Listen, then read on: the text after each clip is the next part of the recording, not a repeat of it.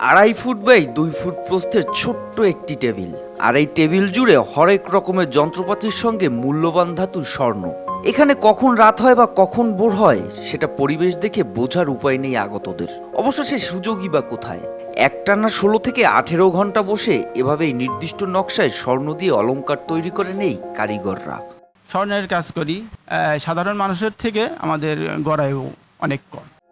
স্বর্ণের ক্ষুদ্র ক্ষুদ্র অংশকে নির্দিষ্ট ডিজাইন অনুযায়ী তৈরি করাই কারিগরদের কাজ। এজন্য কাজের শুরু থেকে শেষ পর্যন্ত এক স্থানে বসেই এক ধ্যানে স্বর্ণের ক্ষুদ্র অংশের দিকে তাকিয়ে কাজ করতে হয় তাদের। কখনো আগুন দিয়ে গলছেন গহনা, আবার করছেন নকশা। এভাবেই পার হয় দিনরাত। এই পরিশ্রমটা কারণে আমাদের অনেক প্রবলেম হয়, যেমন ডায়াবেটিস, শ্বাসকষ্ট, কোমর ব্যথা, পিঠে ব্যথা, আপনার চোখে প্রবলেম। গুঁড়ো গুঁড়ো কাজ করি, চোখে অনেক প্রবলেম হয়, এতে অনেক ডিউটি দিতে হয়। সাধারণ মানুষের যে তুলনায় যাদের হাঁটা চলাফেরা করে, আমরা ওই সময়টা আমরা পাই না, এই জন্য আমাদের শারীরিক সমস্যা বেশি হয়। সেই তুলনায় আমাদের সাধারণ মানুষের থেকে আমাদের গড়ায়ও অনেক কম।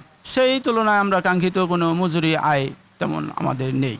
সাধারণ মানুষের তুলনায় স্বর্ণ দিয়ে অলংকার তৈরির কারিগরদের গড় আয়ু 12 বছর 3 মাস কম। সম্প্রতি এমন এক তথ্য উঠে এসেছে বিএসএমএমইউ এর গবেষণা প্রতিবেদনে। কিন্তু কেন কম বাঁচেন তারা, সেটাই শুনবো অলংকার তৈরির কারিগরদের মুখে। ডিউটি তো অনেক বেশি, অন্য অন্য ডিপার্টমেন্টে যেসব ডিউটি থাকে আমাদের ডিউটিটা অনেক বেশি। 16 ঘন্টা ডিউটি করে শরীরের অনেক সমস্যা হয়ে যায়। এই সব কারণের জন্য আমাদের এই যে গড় আয়ু যে কম আসতেছে, এইটাই বেশি সমস্যার কারণ। আমাদের শরীরের সমস্যা যেমন কোমর ব্যথা, চোখে কম দেখা, শ্বাসকষ্ট, এই সব জিনিসগুলোই বেশি হয়। শ্বাসকষ্টটা অনেক সময় যে ধুলা আমাদের সামনে দেখেন যে ময়লা রয়েছে, এই ময়লা বা অ্যাসিডের ধোঁয়া, এই অ্যাসিডের ধোঁয়া শরীরে ঢোকার জন্য এই সব কারণে শ্বাসকষ্ট রোগটা বেশি মনে হয়।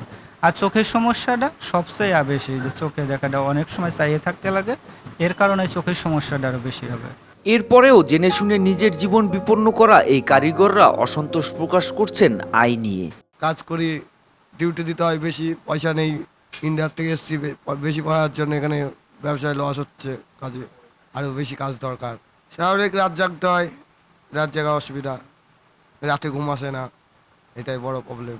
নানা পেশার মতো আধুনিকতার ছোঁয়া পেয়েছে স্বর্ণ তৈরিতেও, তবে কোনো যন্ত্রই দিতে পারেনি স্বাস্থ্য সুরক্ষা। অলংকারের চাকচিক্যে এভাবেই আধারে থাকছে কারিগরদের দগদগে জীবন। মোহাম্মদ সায়েম, RTV।